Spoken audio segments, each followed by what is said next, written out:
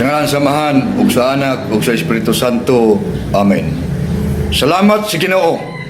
Siya gayud ang mituyo sa paghanhi o mitudlo kanato nga adunay langit nga mao ang puloy-anan sa mga luwas.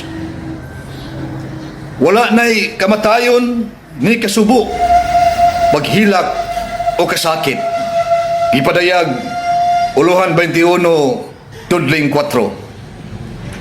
Ang tinubdan sa gahom sa atong kaluwasan mao ang Dios.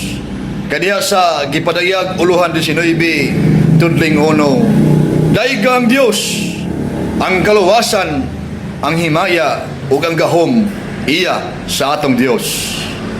Ang langit, matod pa ni San Pablo sa iyang unang sulat ngadto sa taga Corinto, 1 Corinto, Uluhan 2, tudling 9. Mao ang giandam sa Dios niadtong nahigugma kaniya. Kay ang atong Ginoong Hesus mingon diha sa Juan Uluhan 14, tudling 15, kung nahigugma kamo kanako, tumana ninyo ang akong mga sugo. Isaaran kita ni Hesus nga padalaan sa Espiritu Santo.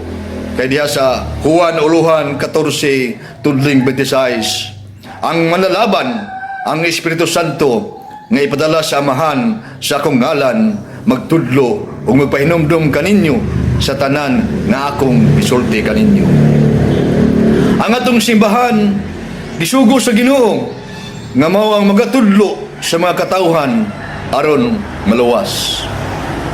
Tudloy sila pagtuman sa tanan nga akong gisugo kaninyo o hinumdumi ako magauban kaninyo sa kanunay hangtod sa katapusan sa kalibutan.